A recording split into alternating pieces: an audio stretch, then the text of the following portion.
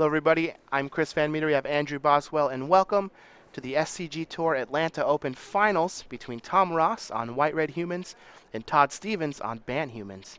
It looks like Tom had the seeding coming into this match as the 5th place, leading to the top 8, where Todd was only 6th place. So Tom's going to get to be on the play, and that is going to be absolutely huge. Yeah, that's going to be a big deal. This is a tempo-orientated matchup, and based on how the decks are configured, I think Todd has a slight deck building advantage over Tom, but that slight advantage is only going to matter if Todd doesn't fall behind too much, and Tom having the initiative here might be able to use that to his advantage. Well, Tom's going to start out with a Dragon Hunter. Todd's going to have a Thraben Inspector on his first turn. We're not missing the clue token, or the clue trigger this time. Tom has 2 more Dragon Hunters on the second turn, and he's just going to pass the turn back. Something like Always Watching or Thalia's Lieutenant next turn could make his force be pretty formidable. This Lambholt Pacifist, though, is a great play from Todd Stevens. Lambholt Pacifist is even a card that the green-white tokens decks will sideboard against this white-red human deck. So the fact that Todd Stevens just has this main deck, bodes quite well for him. Well, this Thalia's Lieutenant for Tom Ross is going to pump all of his creatures into 3/2s. He's going to send them into the red zone. 1 is going to trade with the Lambholt Pacifist, but then 6 damage is going to come through, knocking Todd Stevens down to 14. So what Todd really wants here is a Reflector Mage, but that Evolving Wilds means that it's not going to be an available play just quite yet. So Revolving Wilds is going to find an island for Todd here after he plays a Thalia's Lieutenant. That's going to bump his Thraben Inspector up to a 2/3, but it looks like Tom has found another land. He's going to use Knight of the White Orchid. This is going to pump his Thalia's Lieutenant up to a 2/2. He's going to be able to get a Plains because he's down a land on Todd Stevens. Now he has another Plains in his hand, so if he has a land and another human, he can grow his Thalia's Lieutenant into a 3/3, which will be able to attack freely through this. And even without the land, just having another card to cast this turn is just putting Tom farther and farther ahead on tempo. Oh! So he has a 1-drop and a Thraben Inspector to get a clue and grow his Thalia's Lieutenant, and a Griff's Boon to grow his Thalia's Lieutenant yet again and put it in the sky. So he's attacking with a 3/2, a 3/2, and a 4/3 flyer right now. This is a lot of damage coming over on turn 4 before Todd Stevens can just even do anything. Yeah, ladies and gentlemen, meet Tom Ross. If you don't know him, this is who he is. That Thraben Inspector is going to trade with a Dragon Hunter. And what's great about putting the Griff's Boon on the Thalia's Lieutenant is if Todd Stevens wants to play a Reflector Mage, he basically has to play it on the creature that has Griff's Boon. But replaying the Thalia's Lieutenant because of the come in of the playability is something that Tom is happy to do. Looks like a Reflector Mage is going to bounce that Thalia's Lieutenant. Let's see how Tom decides to play this turn. God, I already feel awful for betting against Tom Ross. What was I thinking? I don't know. I even gave you a chance to change your mind. Oh, man. All right, this Dragon Hunter is going to come into the red zone. It's going to trade. And Todd is going to take every opportunity he can to trade. He just wants to preserve his life total and get into a later game scenario. He's hoping that he can get a chance to deploy all of his cards and leverage something like Tireless Tracker or Collected Company to generate some card advantage and put him ahead. Tom's going to crack a clue. He's going to play that Consul Lieutenant and pass the turn. Todd Stevens is also going to crack his clue. Let's see what else he has to add to the board. But next turn, another Thalia's Lieutenant is going to enter the battlefield and pump his team. And I think that Tom even has another Griff's Boon to just do a lot of damage here. Another thing that Todd's really got to be worried about here is a Declaration in Stone. Killing both of Todd's creatures and attacking with the team. Which is exactly what Tom drew. Geez. Declaration in Stone. Here comes his own Thalia's Lieutenant, and that's going to be game. Yeah, Todd Stevens you called just it. You just made that happen. Oh, so it's my fault? Yeah. Is that what you're saying? Yeah, Todd Stevens, he just way too far behind on the board there. Tom stealing that initiative, pushing it even farther than you normally would by just being on the play, sequencing multiple spells on even the early turns, and really showing what his deck can do. Tom's going to take game 1 here in the finals of SCG Atlanta. White Red Humans over Todd Stevens on Ban Humans. Let's take a look at the player sideboards here while they start sideboarding. Let's see what exactly is going to come in here. So Tom has 1 Griff's Boon, 3 Handler Militia Captain, 4 Needle Spires, 4 Reckless Bushwhacker, a Silk Wrap, and 2 Stasis Snare. What do we think he's going to sideboard? So I think that Tom is likely to bring in the additional Griff's boons.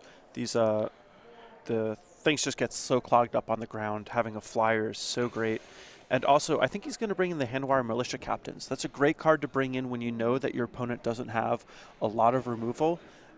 So also, Todd Stevens doesn't have the big sweepers that some of the other green-white tokens decks have. So Handwire Militia Captain looks like it can do some serious work.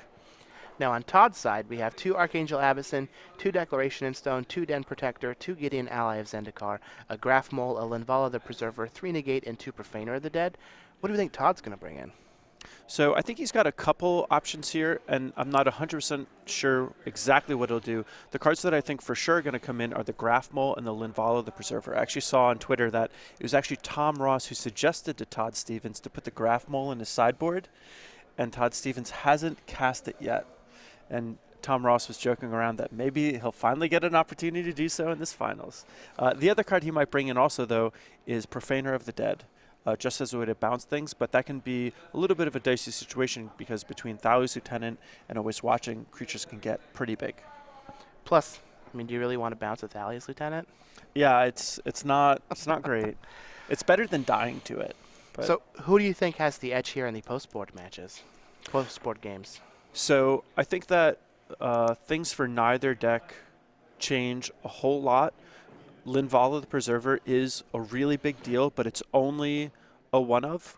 So I think that for the most part, things are going to be pretty much the same.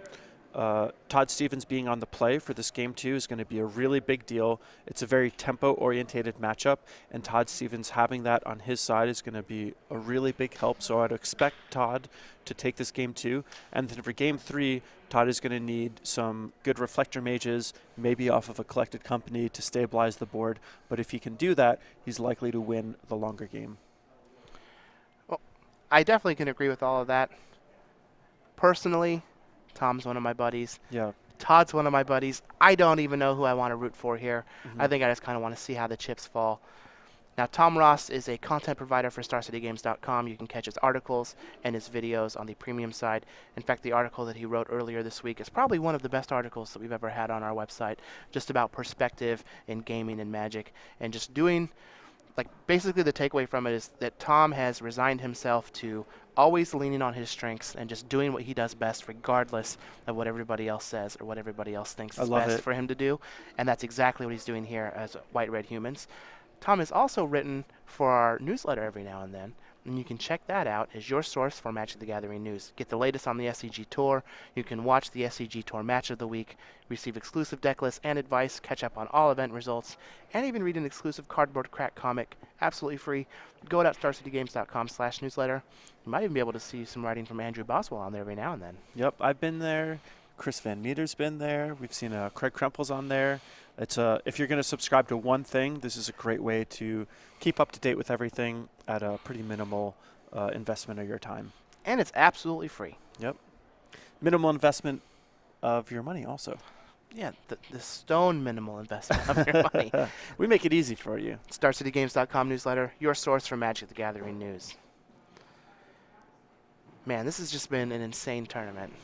This has been a great top 8, and all around it has been a great tournament. I know that the coverage was down a little bit, but everything got recorded, will be archived. So if any of you guys missed our earlier rounds, you can definitely go back and check them out. They were great. All right, so let's see here. Looks like both players might be going to 6 on a mulligan. I think that this does favor Todd if both players mulligan. Yeah, maybe. It's a little tricky, though, because his mana can be kind of sketchy. If he mulligans too much, he may find himself in a situation where he just doesn't have access to all of his colors. For the most part, his deck is just a green-white deck, splashing a very minimal amount of blue. So a lot of times he can survive on just green and white mana for a while. But if he starts to fall behind in any way, Reflector Mage, a blue card, is how he catches back up. Yeah, Reflector Mage is very good. Looks like both players are going to keep their 6. Looks like Tom scried his card to the bottom. Todd is deciding where he wants to go. All right, he's going to go back up top. Here we go for game 2, Tom Ross versus Todd Stevens. Todd's going to lead off on a Canopy Vista tapped. Tom has a Plains and no 1-drop. That is pretty big. Yeah, that is great for Todd Stevens. Not only does he get to be on the play, but so far there's no pressure on the board. Todd just has a Prairie Stream tapped on turn 2, so he does have access to all of his colors. Let's see what Tom's going to do to try and apply some pressure. Looks like he did draw an Anointer of Champions for his turn, and then just going to pass the turn back. What do we have here? Oh, There's that Graph Mall. and that is the first time that he's playing it. You can see him smiling. He's just so happy. Yeah, I think he's kind of smirking because this is a card that Tom Ross told him to put in his deck. Yeah, I mean, how does Tom beat this outside of just using a Declaration in Stone? It's a 2/4, very hard for him to attack through it. It's just going to gain 1 billion life. I mean, we saw Chihoy earlier against Jerry. He sacrificed like 8 clues during that game. Yeah, it's going to be a little interesting. Todd Stevens, the only source of clues he has in his deck are some Thraben Inspectors and Tireless Trackers. That's like 8 total cards. But the fact that Tom Ross has Declaration of Stones as one of his primary removal spells means that Todd Stevens may actually have access to a lot of clues. Well, here's a Consul's Lieutenant for Tom, and he's going to use a Griff's Boon on that Anointer of Champions and get in for 2 points of damage. I wonder if Tom has another copy of Griff's Boon that he can put on that Knight of the White Orchid he just played. Yeah, and this is exactly what Tom wants to do as soon as the ground starts getting gummed up, is start taking to the skies with these Griff Boons. All right, let's see what Todd has for his 4th turn. A Collected Company would be great here. Ooh, he is just going to Thraben Inspector, get a clue, represents 3 life. Wow, and a this Reflector is a big Mage. turn. So one of the things that makes Collected Company so good is that it allows you to play 2 spells on turn 4. But even though Todd Stevens doesn't have Collected Company, he gets to play 2 cards on his turn 4. So about equal to playing a Collected Company, which is one of the premier cards of Standard.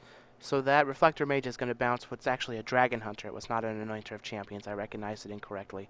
Todd Stevens is down to 16. Tom is at 18. Let's see what kind of action Tom has here.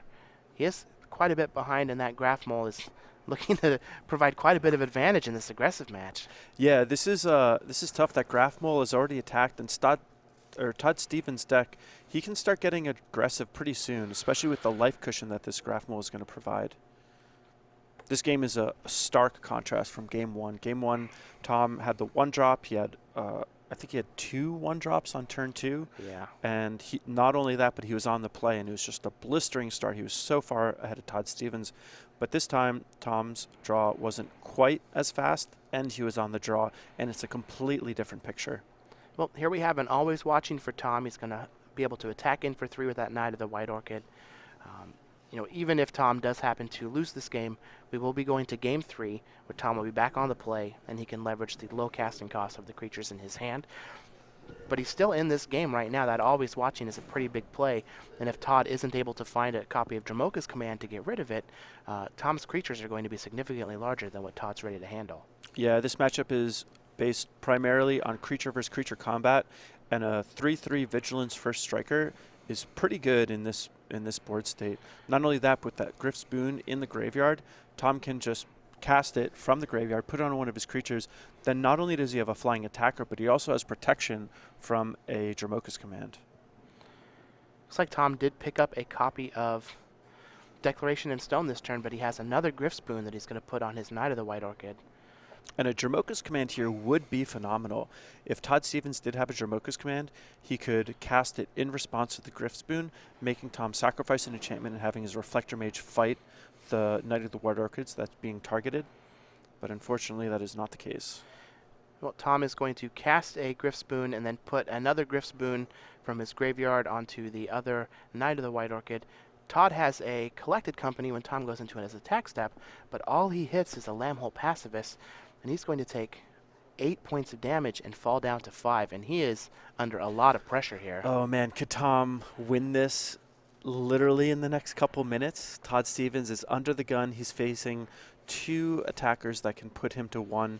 He needs to deal with both of them if he's going to have any hope in this game, and even if he deals with one, that Griff's Boon can be flashed back from the graveyard, so Tom could be inches away from winning this. Well, Todd is just going to pass the turn. His Lambholt Pacifist is going to transform into the Butcher version. Tom does have a lethal attack here if Todd Stevens doesn't have anything. There's a Dragon Hunter. Let's see what he's going to do. That Town Gossip Monger can be transformed after it attacks. Looks like Tom did put his jacket on for the finals, I'm noticing here. Oh yeah, you gotta be ready. Why not? Oh, Archangel Avacyn. His creature is going to be a 4-power first striker, though. Avacyn is going to have indestructibility. Yeah, so he's going to be able to eat one of the first strikers. Todd Stevens is going to go to 1, though, so Todd Stevens still needs to find some way of making it so that he doesn't die to Tom just recasting that Griftspoon from the graveyard and attacking with 2 creatures. I think this is almost a situation where Todd would like it if one of his creatures died. He also has that clue, which is going to be a pretty big deal. Yeah, he'll be able to gain some life, but both of those flying attackers are going to be lethal. Yeah, they're both going to hit for 4. Interested to see what Todd has in his hand. If Todd had a Thraben Inspector, he could live. If he had a Dromoka's Command, he could live. If he had a Reflector Mage, he could live. There's a lot of things that he could have here to survive. Looks like Todd's going to attack with all of his creatures to see if he can walk Tom into blocking 1 to kill it off so that he can transform his Avacyn. That's not going to happen. Tom's just going to take a bunch of damage, go down to 9. Todd's going to crack this clue. And I think that he just has 2 Lambholt Pacifists in his hand. Oh, and he drew a forest, and this could be it. So if he draws a blank, this could be it. We have seen Tom Ross, one of the best players in the room, take down some great opponents. We saw him face 2 matches that I thought were bad for him, and Tom just pushed his way through with blistering speed. That was unbelievable. Tom the Boss Ross just slays Todd Stevens. Todd Stevens, though, he did a great job in this event. He played well. I thought, this was a performance you should really be proud of, but you just can't mess with the boss. Tom Ross is going to take this entire tournament down. White-Red Humans beats Todd Stevens 2-0 here in the finals. Holy moly. Yeah, holy moly indeed. Tom the Boss Ross, ladies and gentlemen. What a journey. Right, he had to beat Cedric Phillips in his win and in to get in the top 8. Then he gets paired against Jerry Thompson at 16-0 in the semifinals. They didn't say it'd be easy. Makes it through Jerry Thompson. Gets paired against Todd Stevens, who is real hungry, 3 spots ahead of him on the Player of the Year leaderboard, and beats him 2-0 in the finals. In that second game, I didn't know how he was going to pull that out. He was way behind on board. Todd was making some good exchanges, and then one after another, always watching, double Griftspoon, getting a bunch of damage.